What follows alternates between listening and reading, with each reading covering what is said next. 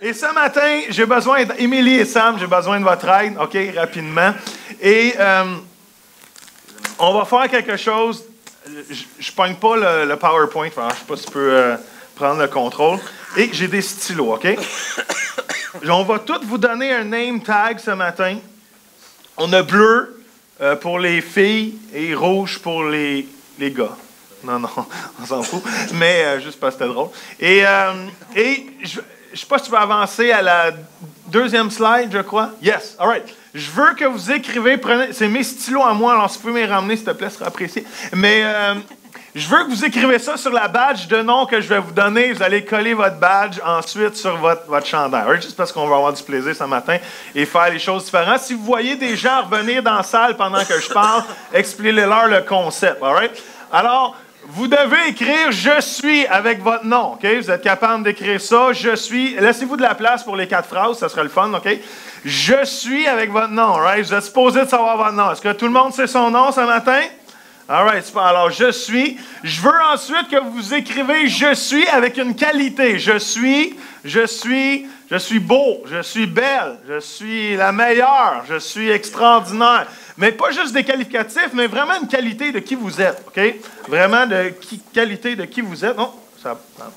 Et troisième chose, je veux que vous écrivez j'ai pas écrit défaut, là, mais ça veut dire ça. Écrivez une faiblesse, all right? On va avoir vraiment du fun. Soyez honnête ce matin, soyez vrai. Écrivez pas juste je me lève en retard. Non. Ça veut dire je suis paresseux, OK? Alors, écrivez les vraies affaires ce matin. Écrivez une faiblesse, écrivez un défaut qui vous qualifie, si on peut dire comme ça. Et la troisième chose, faites juste écrire « Je suis » avec un espace libre, OK? Mais laissez l'espace libre, all right? Pareil comme à l'école, c'est vraiment comme si vous arrivez à votre première journée de secondaire. Et alors, tout le monde, est-ce que tout le monde a un papier? Tout le monde a un crayon? Yes? All right, ça s'en vient. Je vous laisse un peu de temps. All right. Est-ce que vous voulez savoir ma qualité? OK. Je suis persévérant. Et je suis égoïste.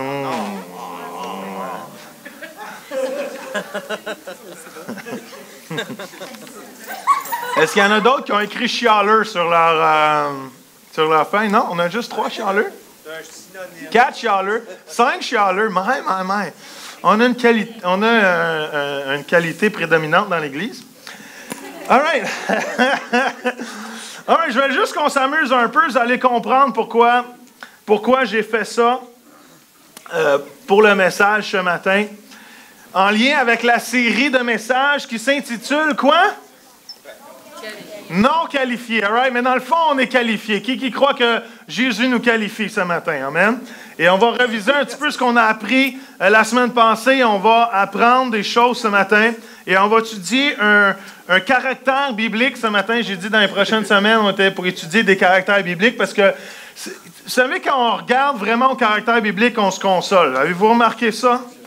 Tu sais, des fois, on imagine que les gens dans la Bible sont parfaits, sont incroyables, ils ont fait tous des choses extraordinaires. Puis oui, on est content qu'ils sont dans la Bible, mais quand on étudie réellement qui ils sont, on s'aperçoit qu'il y en a des chialeux dans la Bible aussi. Puis il y en a des généreux, il y en a des gentils, il y en a des serviables, mais il y en a des trop intenses aussi dans la Bible. Et on va étudier Moïse, parce que Moïse, je ne sais pas s'il nous ressemble ou nous lui ressemblons, mais peu importe, on va apprendre de sa vie aujourd'hui à savoir comment on peut découvrir comment être qualifié.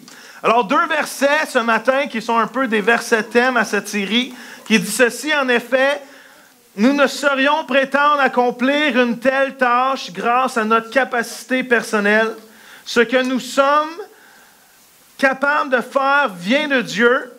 C'est lui qui nous a rendus capables d'être serviteurs de quoi?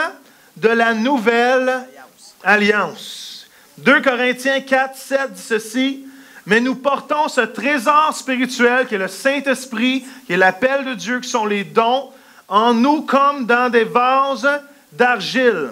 Pour qu'il soit clair, la Bible, elle niaise pas, pour qu'il soit clair, que cette puissance extraordinaire vient de Dieu et non de nous. Amen. Seigneur, on veut juste te remercier pour ce que tu fais ce matin. Merci pour ta présence. Merci pour le plaisir, le privilège de se remémorer ce que tu as fait pour nous à la croix, Seigneur, et de prendre cette communion. Seigneur, merci pour la puissance qu'il y a dans la communion. Et Père, ce matin, merci parce qu'à cause de cette communion, à cause de ce sacrifice à la croix, à cause de ton sang versé, tu nous qualifies, tu nous justifies, tu nous transformes pour ta gloire, Seigneur. Et on veut marcher sous l'ombrelle, Seigneur, de celui qui nous qualifie ce matin, Seigneur. Alors on reçoit, Seigneur, dans ton nom, tout ce que tu as accompli pour nous. À toi la gloire. Tout le monde dit? Amen. Amen. Alors, je l'ai déjà dit par la thématique, non, c'est pas vrai, la thématique, c'est non qualifié, mais je vous ai dit la semaine passée que Dieu n'appelle pas les qualifiés, mais qualifie ceux qu'il appelle. Qui pense que c'est une bonne nouvelle ce matin? Dieu n'appelle pas les qualifiés, Dieu qualifie ceux qu'il appelle. Et vous savez, on peut se sentir non qualifié, on peut se sentir même à la limite disqualifié à cause de nos comportements, à cause de nos compétences. Dans le monde aujourd'hui, on se juge et on se regarde selon nos compétences et selon nos comportements. Et c'est comme ça qu'on se qualifie souvent et se disqualifie. Mais vous savez, quand on se tourne vers Jésus, ça c'est vraiment important et je suis content d'en avoir parlé pendant la communion, même si je ne dis jamais dans mes messages parce que je ne veux pas qu'elle copie.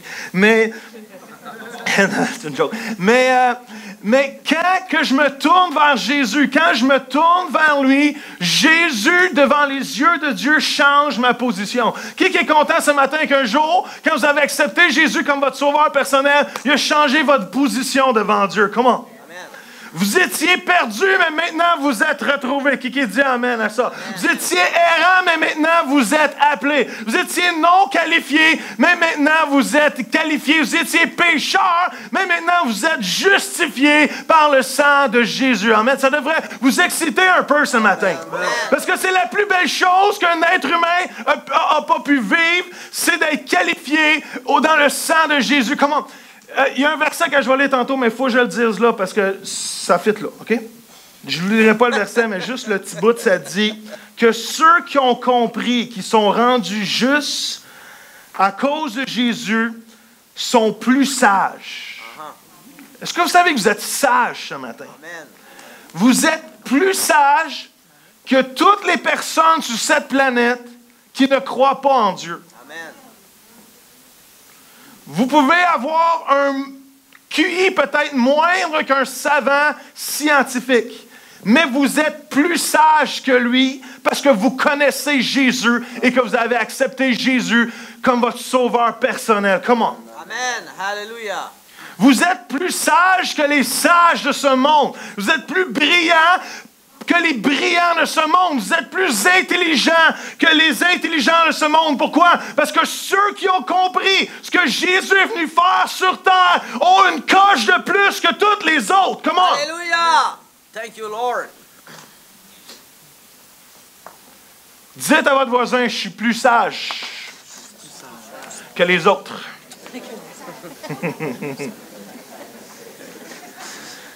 Mais si c'est vrai ce matin, si c'est vrai que Dieu appelle, Dieu qualifie ceux qui l'appellent, je veux vous encourager ce matin à apporter votre portion.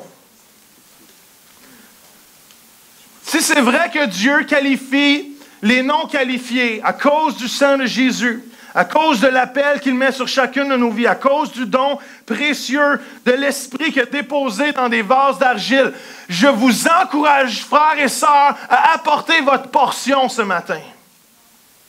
Est-ce que vous savez c'est quoi votre portion? Vous avez tous une portion à amener au royaume de Dieu. Vous avez tous quelque chose à donner et apporter au royaume de Dieu. Alors, il est primordial qu'en tant que chrétien et enfant de Dieu, on connaisse c'est quoi notre portion. Amen. Yes. Parce que moi, ma portion, c'est telle chose. Vous, votre portion, c'est autre chose. Et j'ai besoin que vous emmenez votre portion et vous avez besoin que j'emmène ma portion. Et quand on amène tous nos portions ensemble, on fait un cocktail extraordinaire, explosif pour la gloire de Dieu. Comment? Amen. Est-ce que vous connaissez votre portion? Si vous ne la connaissez pas, une des quêtes de votre vie, ça devrait de demander à Dieu, quelle est ma portion pour le royaume de Dieu? C'est quoi j'emmène à la table, moi, Seigneur? C'est quoi que je contribue au royaume de Dieu? C'est quoi ce que je contribue à l'Église? C'est quoi que je contribue à l'œuvre de Dieu ici sur terre? C'est quoi ma portion? Même j'en ai parlé la semaine passée, mais l'histoire des talents, c'est pas une histoire, le lien n'est pas en lien avec l'argent. L'histoire n'est pas en lien avec, souvent on traduit talent comme étant des qualités, des choses. L'idée n'est pas ça. L'idée, c'est chacun a reçu une portion.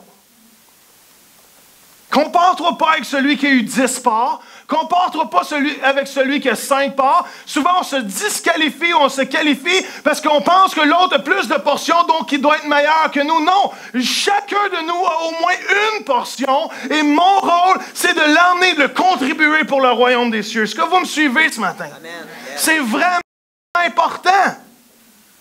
Si on ne comprend pas le concept d'apporter sa portion, on va devenir des enfants de Dieu paresseux, frères et sœurs.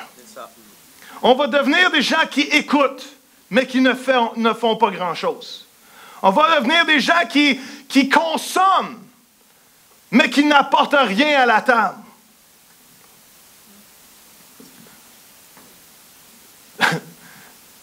Ça,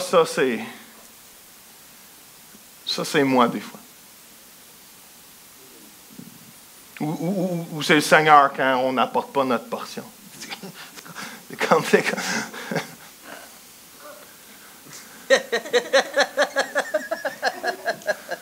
Quoi?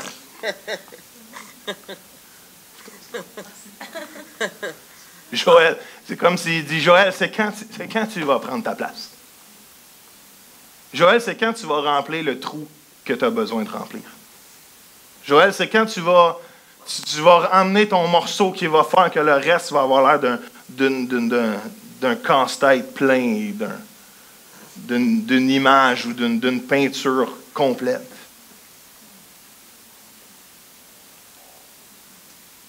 Ce que je commence avec ce matin, c'est intense. C'est peut-être trop intense. Mais c'est important, frères et sœurs. Amen. Notre rôle, c'est d'apporter notre portion pour le royaume des cieux. Vous savez, le problème, c'est que souvent, on combat la perfection et la sanctification avant d'apporter cette portion-là.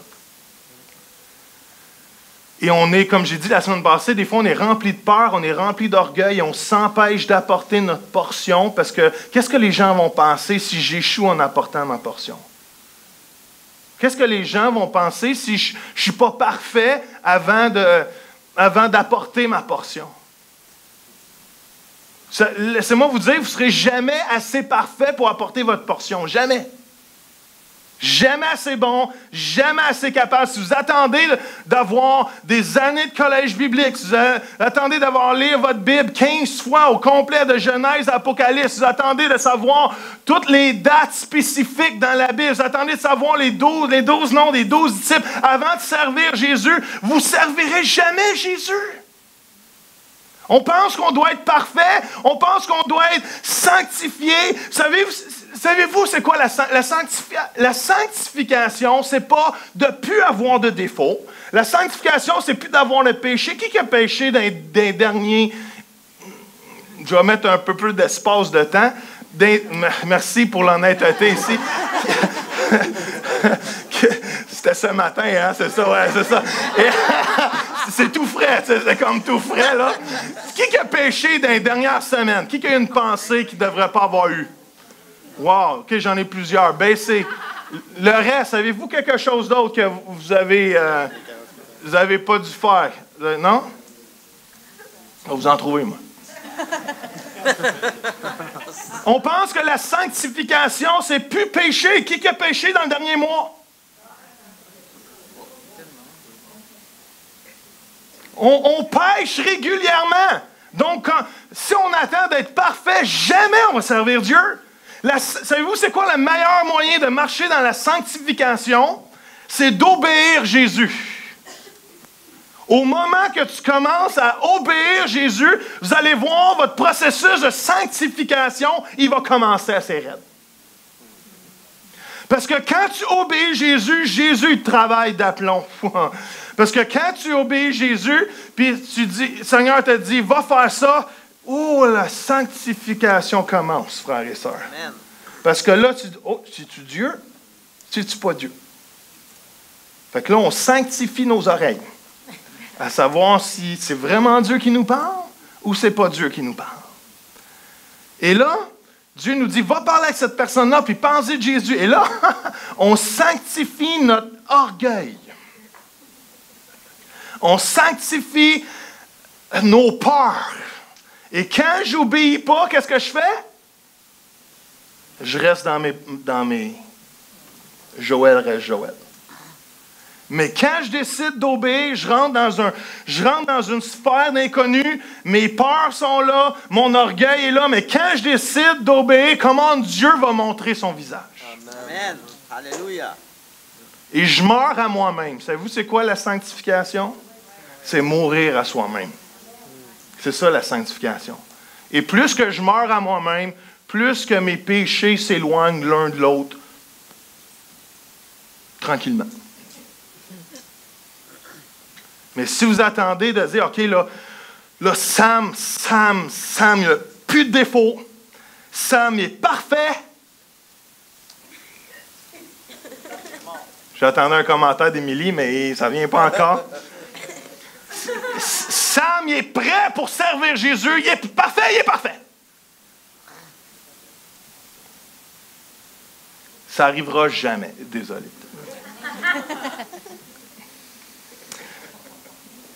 Ce qui souvent nous empêche ou nous propulse à être qualifié ou à se sentir qualifié, c'est en lien avec notre identité. C'est ça que je veux parler ce matin. C'est pour ça que je vous ai fait écrire vos noms dessus, savoir qui vous êtes vraiment. Savoir aussi c'est quoi vos qualités, vos défauts, parce que une identité puisée à un sentiment d'être inadéquat. Quoi?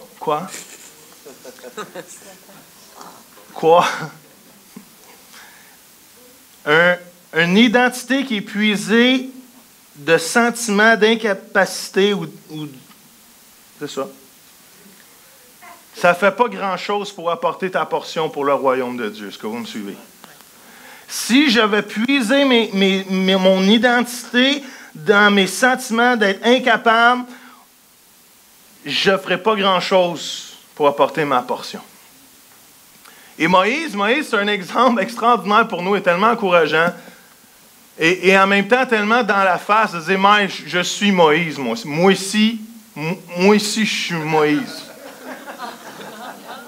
Je suis Moïse, moi ici. All right? Il y a une chanson, je pense, là-dessus. Je suis moisi, moi ici, hein?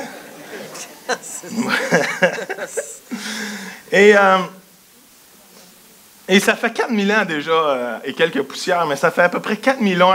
Un jour, Dieu apparaît à Moïse dans le désert, et à travers un buisson ardent, extraordinaire, toute une histoire incroyable. Et Dieu a un plan de match incroyable. Dieu a un plan de match. Écoute bien ça, on va juste le mettre dans le vrai contexte. Dieu a un plan de match. Il arrive à Moïse, il dit, Moïse, c'est toi que j'ai choisi. Tu vas aller retourner en Égypte. La puissance mondiale du temps, OK? C'est pas n'importe quel pays. L'Égypte, la puissance guerrière, la puissance scientifique, la puissance technologique du temps. Tu vas retourner là-bas et tu vas aller voir Pharaon, le king de la place, et tu vas lui dire, Pharaon, Dieu m'a dit, déjà en partant, Dieu m'a dit de libérer le million d'Israélites qui sont tes serviteurs et que c'est eux, à la sueur de leur front, construisent tes pyramides et tes iris ou tes osiris ou toutes tes bébelles, right? Que tu es content de construire. Tu vas les libérer puis ils vont s'en aller. Quel plan de match pour Moïse! Et Moïse, honnêtement, il pogne les quételles. Je ne sais pas si ça se dit encore présentement.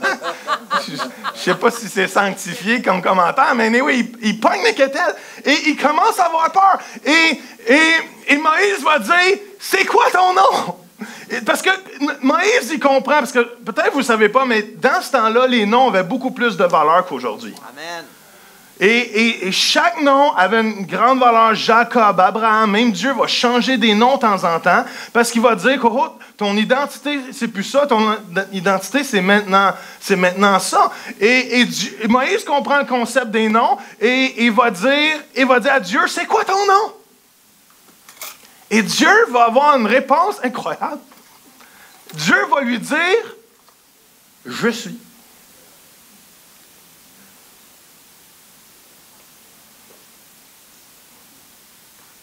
Dieu va lui dire, je suis. Et je ne sais pas pour vous, mais si je vous demanderais votre nom, et vous me diriez, je suis, je dirais oui, et? La suite, c'est ça? Oui, je suis, oui, tu es, oui, effectivement, tu es. Tu es qui? Hein? Je suis, hein? J'essaie de t'aider, là, oui. Et Dieu va lui répondre, je suis celui qui est. Ça m'aide beaucoup. Hein? Et en étudiant ça, je me dis, OK, il faut arrêter là quelque part. Parce que si on est honnête avec nous, les petits humains, on a besoin d'un troisième mot. On a besoin de quelque chose pour ancrer notre identité comme je suis fort. Mais quand on arrête à « je suis », mais Dieu n'a pas besoin d'autres qualificatifs, frères et sœurs. Comment? On pourrait mettre... ça va être bon. On pourrait mettre tous les adjectifs qu'on voudrait. On pourrait mettre toutes les exagérations qu'on voudrait. On ferait juste commencer de décrire qui est Dieu vraiment. Qui nous emmène à ça ce matin? Je pourrais mettre tout. Et Dieu est la plénitude. Dieu est la satisfaction totale. Moi, j'ai écrit ça un matin et je dis, moi, j'ai une chose que j'ai hâte. C'est d'être dans la plénitude de Dieu.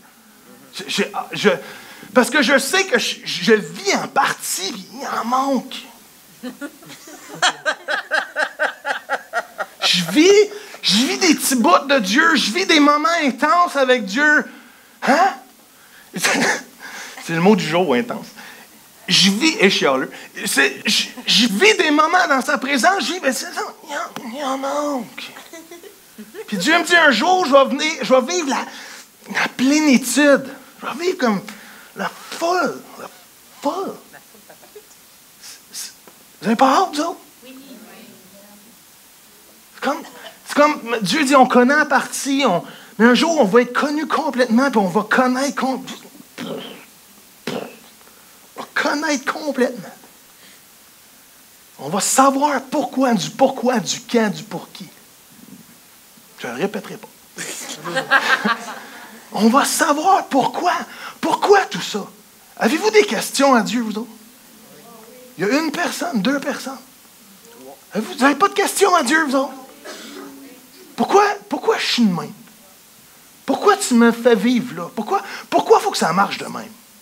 J'en ai des questions à Dieu. Mais un jour, je vais avoir la plénitude de Dieu. Je vais tout comprendre.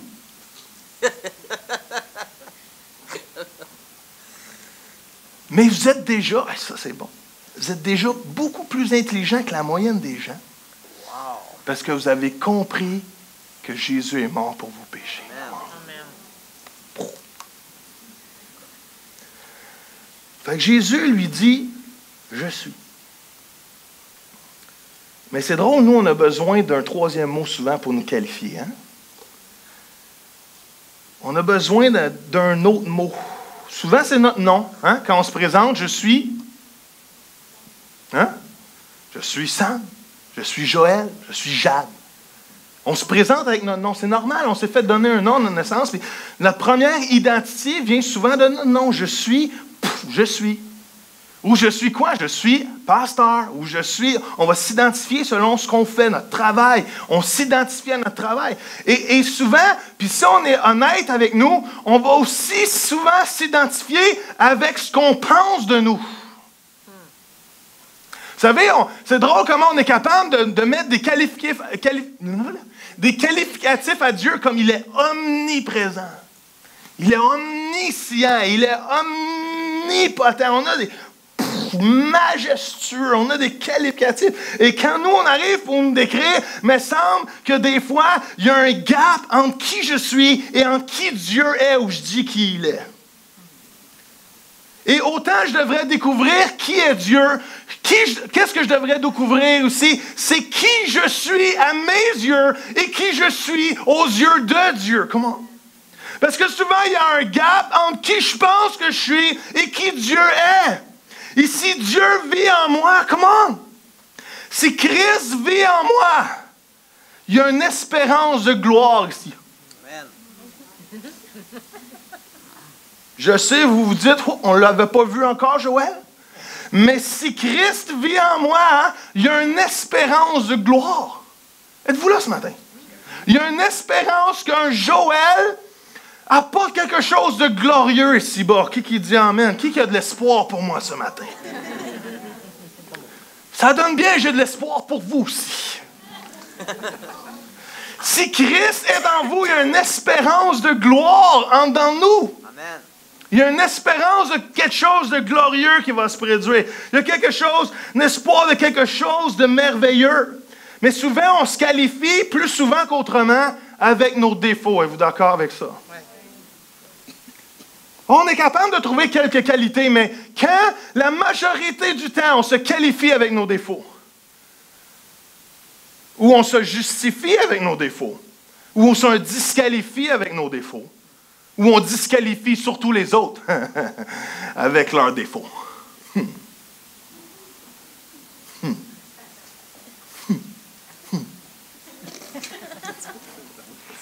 Parce que c'est comme ça qu'on se regarde. Le troisième mot, si on est honnête avec nous, est souvent plus disqualifiant que qualifiant.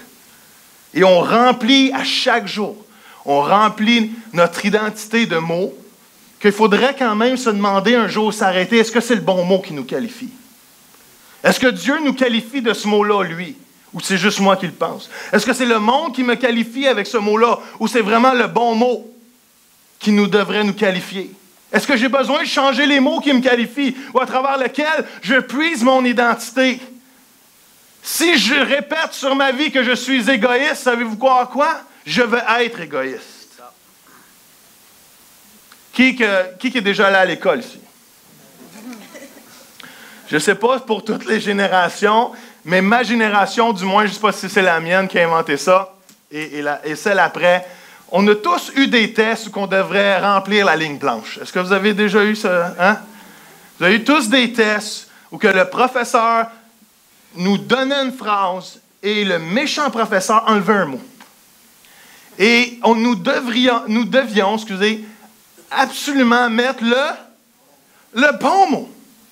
Parce que les questions avec un trou dans la phrase, tu ne pouvais pas utiliser l'imagination. Tu ne pouvais pas embellir et faire semblant que tu avais compris quelque chose, mais que dans le fond, tu n'as rien compris. Mais si tu mets un sujet, verbe, complément, ça a l'air de quelque chose. Mais dans les examens avec des lignes, il fallait le bon mot. Parce que si tu n'avais pas le bon mot, tu avais zéro. Vous avez fait les mêmes examens que moi. Et c'est qui avait le bon mot? Le professeur. Et il y avait, je ne sais pas pour vous, mais le professeur, je le soupçonne de changer les mots que je mettais. Parce que moi, je suis sûr qu'ils étaient bons, mes mots. Et dans la vie à tous les jours, on remplit notre identité de troisième mot. Mais est-ce que ces mots-là nous qualifient ou ces mots-là nous disqualifient? Est-ce que ces mots-là nous encouragent ou ces mots-là nous découragent? J'ai écrit quelques mots de mon cru. Des mots que des fois me passent par la tête, OK? Peut-être que vous allez vous identifier à mes mots, mais peut-être que vous allez dire moi ici. Moi en tout cas. Des fois, je me sens non qualifié. Des fois, je me sens tweet. Je suis tweet. Je suis fort, je suis persévérant, je suis fidèle. Des fois, je suis déma. activé. Je suis blessé. Je suis dépassé. Je suis béni. Je suis capable. Wouhou! Je suis distrait. Je suis brisé. Je suis heureux. Et je suis sûr, si on ferait une liste ce matin de sentiments ou de façon dont on se voit, on réaliserait qu'il y a des mots qui nous qualifient, mais qu'il y a aussi des mots qui nous disqualifient. Et que si on va puiser notre vie dans ces mots-là ou dans ces sentiments-là, on va faire peu pour apporter notre portion pour le royaume de Dieu. Amen. Parce que si je pense que je suis faible, je vais avoir de la misère à apporter ma portion. Si je déclare que je suis démotivé, je vais être découragé d'apporter ma portion. Et ce qu'on dit à notre sujet, ce qui sort de notre bouche, frères et sœurs, a une importance majeure. Parce que comment je perçois mon identité, ça va être comment aussi je perçois mon rôle dans le royaume de Dieu. Êtes-vous encore là ce matin? Yes. All right, Moïse. J'ai dit qu'on était pour parler de Moïse. Et Moïse est comme nous. On est comme Moïse. Je suis Moïse. Et Dieu va l'appeler, Dieu va lui dire, OK, voici le plan de match de tantôt, voici, va-t'en vers Pharaon, on libère le peuple. Rien de trop beau comme appel, là. Puis en plus, c'est comme, mais semble que c'est pas le bon gars. Tu sais, Moïse a déjà essayé, ça n'a pas fonctionné. Moïse, en plus, il est détesté de où qu'il vient. C'est comme, rajoute-y donc une pression de plus, là. Il a tué quelqu'un, il était le fils adoptif du Pharaon, il est banni, il est renié, et Dieu y arrive et dit, c'est toi que j'ai choisi. Ben oui, c'est sûr. Le « je suis » me choisit. Et Moïse commence à s'ostiner avec Dieu. On n'a pas peut-être eu toute la... Est-ce qu'il y en a qui ont eu l'occasion de s'ostiner face à face avec Dieu un jour? On n'a peut-être pas eu tous l'occasion de s'ostiner face à face avec Dieu, mais qui est honnête avec soi-même et avec nous ce matin pour dire, ça nous arrive de s'ostiner avec Dieu quand il nous demande de faire quelque chose? Vois ta main. Vois ta main.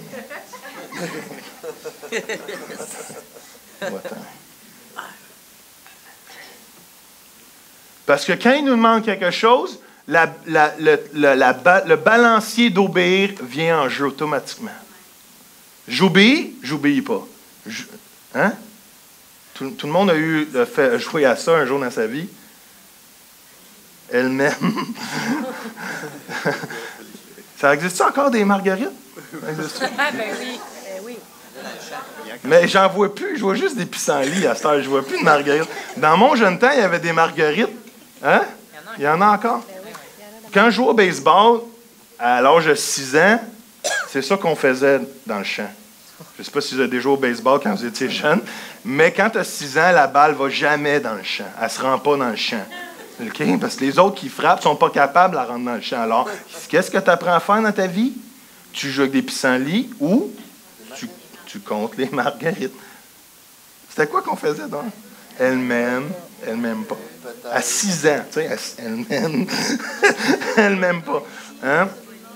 C'est la même chose, des fois, je ne sais pas ce que je disais avant, mais ça fitait au début quand j'ai commencé mon illustration. Au début, là, il y avait un point qui s'en venait. Il y avait quelque chose là, de bang! Hein? Alléluia, on donne notre vie à Jésus. Il y avait quelque chose là. Je l'oubliais en chemin, je l'ai perdu quelque part, mais au début, il y avait quelque chose de... Qui suis-je? Et Moïse va dire, qui suis-je? Qui suis-je pour répondre à cet appel-là? Qui suis-je pour être qualifié? Moïse va dire, je suis juste un berger, je n'ai pas les qualités nécessaires. Qui suis-je? Dieu va lui dire, pas Jésus, mais Dieu va lui dire, inquiète-toi pas, je vais être avec toi. Parce que je ne te choisis pas pour toi, je te choisis pour moi. Amen. Yes. Souvent, on pense que l'appel de Dieu est en lien avec moi. L'appel de Dieu n'est pas en lien avec toi, frères et sœurs. L'appel de Dieu est en lien avec lui. Amen. Il nous choisit pour lui. Yes. Il ne nous choisit pas pour nous. Il ne nous envoie pas un appel qui va toujours nous faire « Oh, c'est mon appel. Je suis tellement confortable dans mon appel. » Hein, c'est comme « Je suis dans les watts dans mon appel. » Non, notre appel nous challenge. Notre appel nous sanctifie. Notre appel nous met au défi. Notre appel nous fait mourir à nous-mêmes. Notre appel nous ferait prendre la croix. Si on ne prend pas notre croix, je me demande si on répond à l'appel de Dieu. Si je ne meurs pas à ma croix, si je ne meurs pas à ma vie, je me demande et je vous demande si vous répondez à l'appel de Dieu. Parce que répondre à l'appel de Dieu fait mal.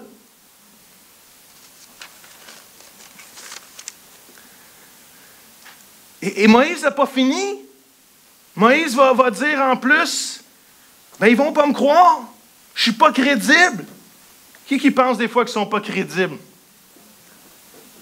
Je n'ai pas les qualités nécessaires, je n'ai pas les études nécessaires. Et en plus, je vais lui dire le « je suis » maudit. Je suis sûr que lui aussi, le jour où je vais lui dire le « je suis », il va dire « et puis ». Oui, je suis qui? Et des fois, à cause qu'on a un message venant de Dieu, des fois on se demande si on est qualifié, on se demande si ce que Dieu nous demande vaut vraiment la peine. Et Dieu va le dire, je vais être encore avec toi, parce que ce que je suis en train de te montrer de puissant présentement, je vais le faire aussi là-bas. Amen. Ça, c'est mourir à soi-même, hein? Seigneur, ce que tu fais avec nous dans l'Église, tu vas le faire aussi à l'extérieur des 4 murs. On a du fun ici. On a vraiment du fun ici. Mais est-ce que c'est vrai qu'il n'y a pas un défi quand on va à l'autre bord des 4 murs d'ici? Hein? Il y a un défi. Dieu, ta présence que je chante dimanche matin, elle va-tu m'accompagner l'autre bord des 4 murs à la job? Quand on prie ici pour un malade qui est guéri, puis l'autre bord, il va être guéri aussi, parce que là je mets ma vie, je mets ma réputation, je mets ma vie en jeu. Mais il faut se rappeler que l'appel de Dieu n'est pas en lien avec nous, est en lien avec lui. Amen. Troisième chose, je n'ai pas ce qu'il faut. Je suis inadéquat. Qui pense qu'il est inadéquat des fois pour répondre à l'appel de Dieu? Mais en plus, Moïse va dire, c'est pas écrit de même, mais c'est probablement le même qui parlait.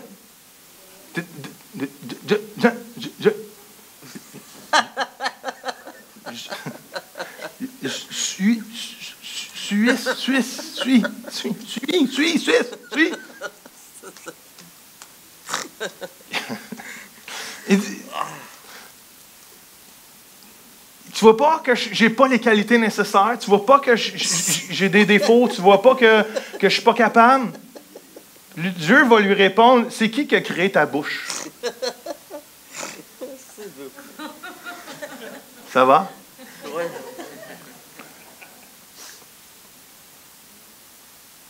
Dieu va lui répondre, c'est qui a créé ta bouche? Fait que je vais la remplir quand tu vas en avoir besoin. Vous savez, toutes les défaites qu'on pourrait donner à Dieu, Dieu va avoir une objection. Quatrième chose. Et là c'est le dernier pitch de Moïse. C'est comme, bon, les 3 premières fois, je n'ai pas réussi, mais là, celle-là, c'est comme, Dieu choisit donc quelqu'un d'autre. Passe au suivant. Et Dieu va presque se fâcher avec Moïse. Il dit, écoute, en bon québécois, il dit, ça fait-tu, là? T'as assez, là? Écoute, si vraiment tu as besoin d'aide, je vais t'envoyer à Aaron. Il va être avec toi, il va être à tes côtés, mais c'est toi que j'ai choisi. Arrête de donner des défaites. Arrête de donner des raisons pour ne pas apporter ta portion. C'est toi que j'ai choisi. Amen. Yes. Peux-tu vous lire un texte? Je pense que vous l'avez, hein? C'est tellement humiliant, ce texte-là. C'est pas humiliant, mais humbling, je ne sais pas comment dire en français, mais... Ouais, non, humiliant, c'est comme... mais c'est humbling, c'est comme... Ouais. Anyway, on s'ostinera là-dessus après-midi. 1 Corinthiens 1, 26, 29 qui dit « Considérez, frères, qui vous êtes. » All right? Considérez qui vous êtes. OK? Vous êtes prêts? On considère qui nous sommes. Vous, que qui? Que Dieu appelle, nous autres. OK? Il a parmi vous, du point de vue humain, peu de sages, pour ne pas dire des chialeux, peu de puissants, peu de gens nobles origine, de noble origine, d'origine noble. Au contraire, Dieu a choisi ce qui est quoi? Folie aux yeux du monde, pour couvrir de honte les sages. Il a choisi ce qui est faiblesse aux yeux du monde. Ça, c'est comme, je suis pas faible, moi. C'est comme, c'est dur à accepter, là. C'est dur à dire, voyons, je fais-tu partie de ça, là, moi, là. C'est comme dur à concevoir. C'est comme, ouais, Seigneur, c'est le même. Aux yeux des hommes, pour couvrir de honte les forts, il a choisi ce qui est bon, on en rajoute, bas, méprisable, all right? Ou ne vaut rien aux yeux du monde. Pour détruire ce que celui-ci estime important. Ainsi, aucun être humain ne peut se vanter devant Dieu. As-tu compris? Mais Dieu vous a unis à Jésus-Christ. Il a fait du Christ notre sagesse. C'est ça que je vous disais tantôt. C'est le Christ qui nous rend juste devant Dieu, qui nous qualifie devant Dieu finalement, qui nous permet de vivre pour Dieu et qui nous délivre du péché. Par conséquent, comme le déclare l'Écriture, si quelqu'un veut se vanter, qu'il se vante de ce que le Seigneur a fait. Amen. Alléluia.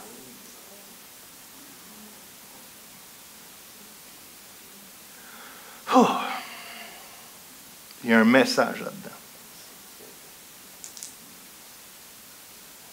En fait, on est en train de dire, tes troisièmes mots, là, laisse donc Dieu les dire sur ta vie.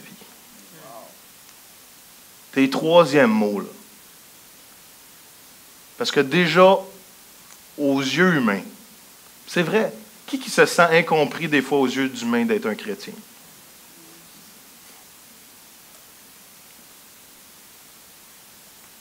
Au moment que tu commences à parler de Dieu, les gens ne vont pas te comprendre. Mais je veux que vous compreniez ce matin, d'une façon humble, vous êtes plus sage qu'eux. Amen. Il faut que ça rentre, ça. Il faut que ça rentre. Même si les gens pensent qu'aux yeux humains, être un chrétien aujourd'hui, c'est une folie. Je peux-tu vous encourager en vous disant que vous êtes plus sage qu'eux? Alléluia.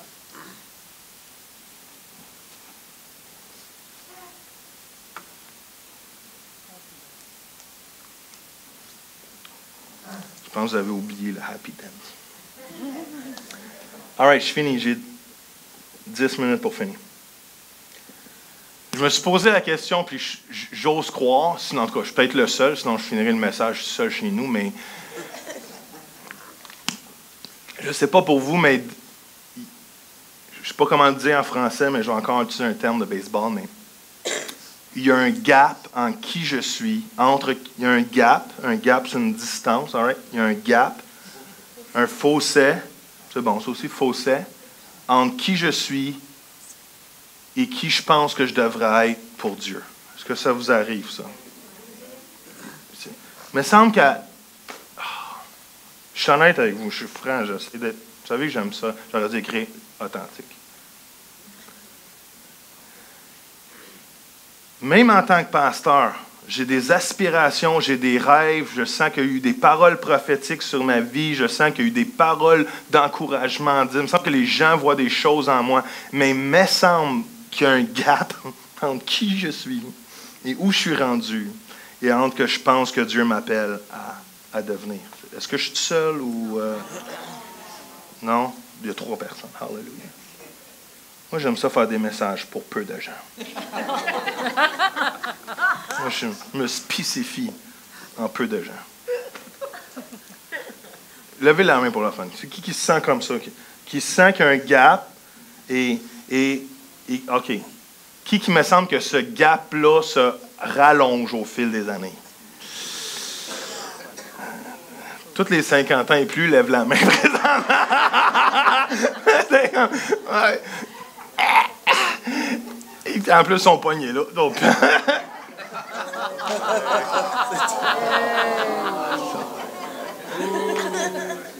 Je suis pas encore sanctifié, là.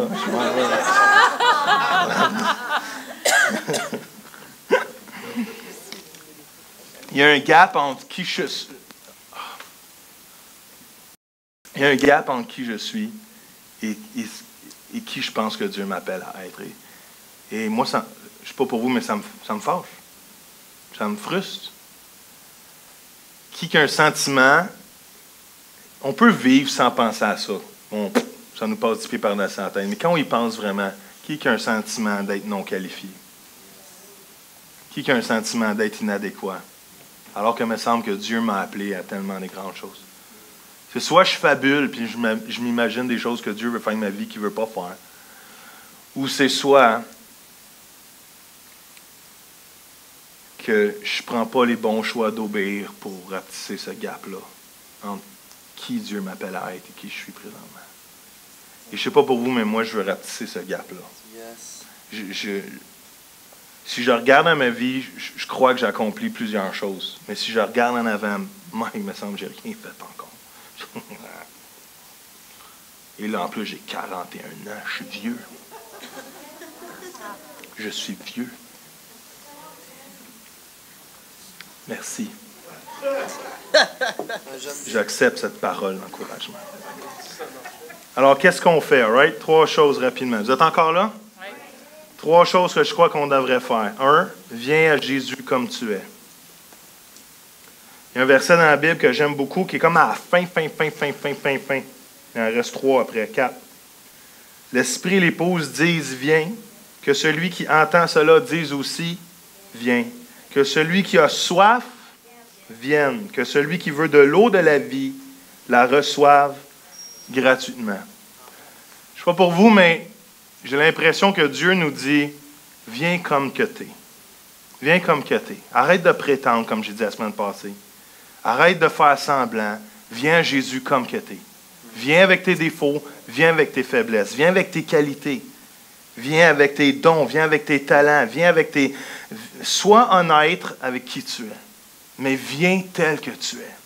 Parce que ta qualification n'est pas en lien avec ce que tu peux faire, ta qualification est en lien avec qui tu es aux yeux de Jésus.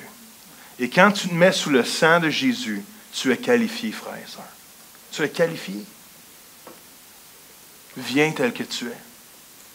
Attends pas d'être parfait. Il y en a qui combattent la perfection avant de servir Dieu. C'est une erreur, frère et sœur. Il y en a qui combattent la sanctification avant de dire oui à Jésus. C'est une erreur, frère et sœur. Viens tel que tu es. Est-ce que tu penses que tu es une surprise aux yeux de Dieu? Est-ce que tu penses que tu vas le décevoir? Est-ce que tu penses que tu dis, oh boy, il s'en vient, lui. Je ne l'ai pas vu venir. Aïe, aïe, as-tu des défauts, lui? Tu penses-tu que tu es une surprise aux yeux de Dieu? Dieu t'a tissé avant même que tu existais. Dieu te connaissait. Dieu t'a choisi. Dieu t'a appelé. Tu n'es pas une surprise. En plus, il va dire, tu es fait à son image. Amen. On l'a bisouillé un petit peu, cette image-là. On l'a un petit peu détruite, cette image-là. Mais au fond de nous, on est créé à l'image de Dieu. Qui dit amen à ça? Amen. Deuxième chose, sois vrai. Je l'ai dit la semaine passée, mais je le redis cette semaine. J'ai dit aux hommes la semaine passée, mais je le redis cette semaine. Sois vrai. C'est Sephora qui a dit ce texte-là ce matin? Je pense. Psaume 139, 13, 16, qui dit, c'est toi qui as formé mes reins, qui m'as tissé dans le ventre de ma mère. Je te loue de ce que je suis, une créature si merveilleuse. C'est qui? C'est Isabelle Lampré. Excuse Isabelle. Je ne voulais pas te déshonorer. Tes œuvres sont admirables et je le reconnais bien. Mon corps n'était pas caché devant toi lorsque j'ai été fait dans le secret, tissé dans la profondeur de la terre. Savez-vous pourquoi je vous encourage de venir à Jésus? Parce que des fois, on essaie de se fixer nous-mêmes, et quand on se fixe nous-mêmes, on fait plus un gâchis que d'autres choses. Parce que quand on se fixe nous-mêmes et on ne réussit pas, on se pense inadéquat. Et quand on pense inadéquat, on travaille plus fort pour se fixer, et on s'aperçoit qu'on ne réussit pas à se fixer soi-même, et on se décourage et on pense qu'on est disqualifié. Il faut que je finisse avec cette illustration. Il y a une madame. Il y a une peinture qui a été... Il y a une peinture qui a été faite. Est-ce que vous connaissez cette peinture-là? Oui, tu connais? Il y a une peinture qui a été faite dans les années 1900 en Italie, et c'est une peinture qui est dans une église catholique en Italie présentement. Bye. L'appel était juste dans... Votre vie aurait pu être changée, là. Je vous agace. Et cette peinture-là, c'est un icône, là. C'est vraiment une peinture. C'est comme c'est comme la Joconde. C'est comme une peinture vraiment... Et au fil des ans, elle s'est maganée un peu. Bon, je ne sais pas pourquoi, mais elle a été maganée. Et une madame qui s'est dit, une petite servante de l'Église catholique, elle s'est dit, écoute, moi, je vais la fixer, moi, ça. Je vais la fixer, moi, cette peinture-là. Je vais la réparer. Je vais la restaurer. Elle va être belle. Vous allez voir, elle va être belle, elle va être écœurante. Et voici ce qu'elle a réussi à faire avec. Et je ne niaise pas, là. C'est ça qui a de l'air aujourd'hui, la peinture. Oui. C'est un Bigfoot, je crois. Et...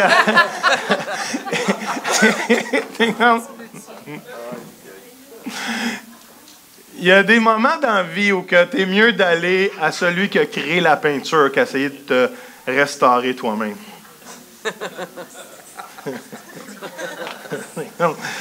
C'est plus pareil. Qui sait que quand... Comment? Je vais finir avec ça. J'ai un autre point, mais je vais le couper. Mais qui sait que quand Jésus restaure, quand Jésus travaille notre identité, il ne suppresse pas notre... Je ne sais pas si ça se dit, mais il suppresse... Il n'empêche pas notre identité de venir à jour. Il la restaure pour être la meilleure personne de qui nous pourrions être. Amen. Qui croit ça ce matin? Souvent, on pense qu'être chrétien, c'est suppresser qui nous sommes. Tu ne peux pas avoir d'émotions, tu ne peux pas avoir de sentiments, tu ne peux pas rire, tu ne peux pas avoir du fun dans la vie. Non.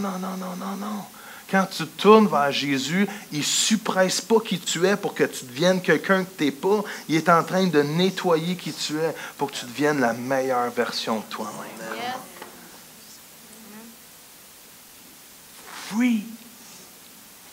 Free. Alléluia. Free to be yourself. Yes. Libre d'être toi-même, mais pas être toi-même parce que je veux être moi-même. Non, libre d'être toi-même parce que quand je me tourne vers Jésus, je deviens la création la plus pure dans laquelle il m'a créé, puis je suis en train de représenter sa gloire, parce que Christ en moi est l'espérance de sa gloire. Wow! All right. 5 minutes. Hallelujah. Praise the Lord.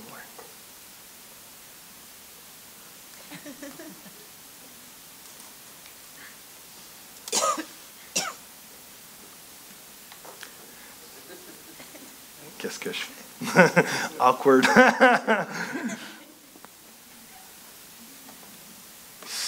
All right. Si vous vous sentez, vu que je prêche pour quelques personnes seulement, est-ce qu'il y en a qui se sentent non qualifiés présentement?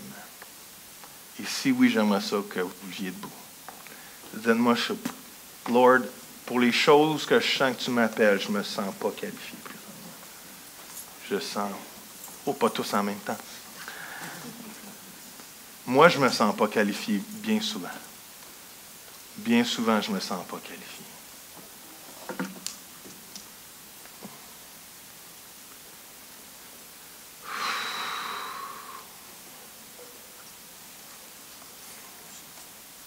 Et je veux vous honorer pour votre franchise.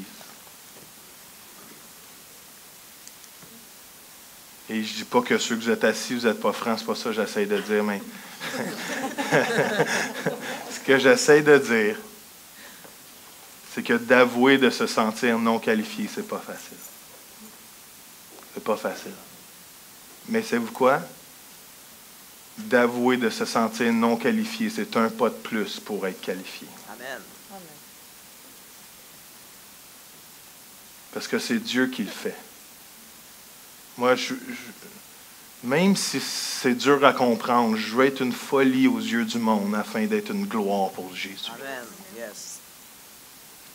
Et ça a l'air d'une belle phrase punch à dire, mais Seigneur, permets-nous de s'abandonner tellement à nous-mêmes que c'est toi qui paraisses et non nous qui paraissons. Afin que les gens voient que ce que tu as déposé en nous, dans nos vases d'argile, que les gens voient que c'est puissant et réel et vrai. Yes. Alors, Seigneur, on se met de côté.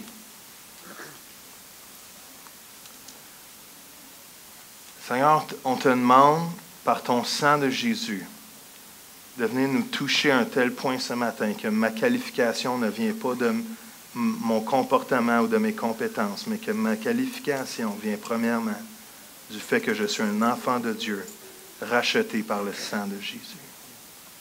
Et Seigneur, je te prie que ça sink in, que ça descend au plus profond de notre âme. C'est pas en lien, je ne suis pas en compétition avec personne ici. Je ne suis pas en compétition avec personne. Frères et sœurs, vous n'êtes pas en compétition avec personne. Et Seigneur, je te prie de nous restaurer ce matin. C'est ça ma prière. Est-ce que vous savez que vous êtes des êtres très complexes? Est-ce que vous savez que vous êtes des êtres très complexes? Plus que je vois les gens, plus je me dis, Mike, on est complexe. On est weird en titi, on est tweet en titi, on est bizarre. On pense une chose, on dit une chose, une phrase, la deuxième phrase, on se contredit. On est-tu bizarre? Mais en même temps, we're so beautifully made. On est tellement fait merveilleux. Je suis une créature. Oui. Je suis une créature merveilleuse. Amen. Oh, oui. Et Seigneur, je te prie que notre complexité s'aligne avec qui tu es. Yes. Je te prie que la façon dont tu nous as créés puisse venir au grand jour afin qu'on soit the better version of ourselves, la meilleure version de qui nous pouvons être pour ta gloire. Je te remercie que quand on vient à toi, tu ne nous écrases pas.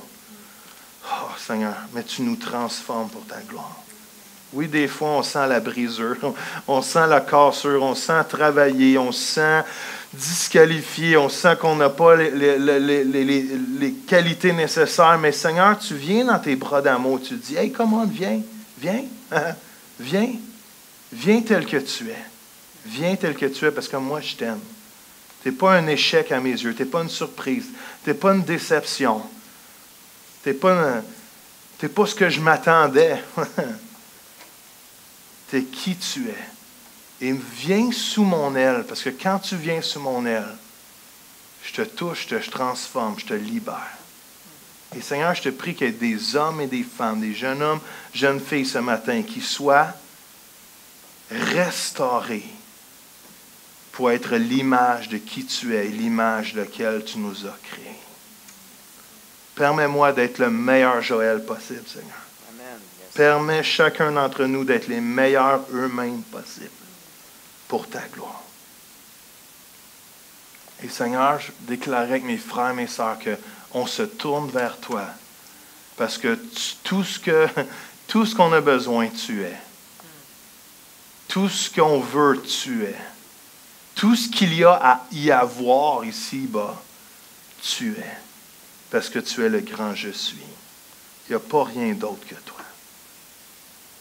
Père, je te remercie parce que tu nous qualifies ce matin.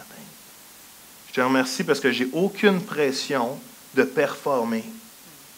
Mon seul désir, c'est d'être trouvé en toi et de pouvoir t'obéir. Seigneur, je te demande pardon si je te désobéis si souvent. Aide-moi à t'obéir Brûle en moi d'une telle façon qu'il n'y a aucune défaite qui est valable devant tes yeux. Et que ma seule réponse, c'est oui, me voici. Seigneur, je te remercie pour ce temps. Ta présence est tellement bonne présentement. Je prie que ce ne soit pas juste un message, mais que ce soit des changements de vie qui s'installent ce matin. On a tellement une église précieuse. Merci pour ce que tu fais à Belœil. Merci pour tous les gens dans cette église. Merci parce qu'il y a des gens ici que tu qualifies et qui vont sauter dans l'aventure d'apporter leur portion pour ta gloire. À toi la gloire, Jésus. Amen.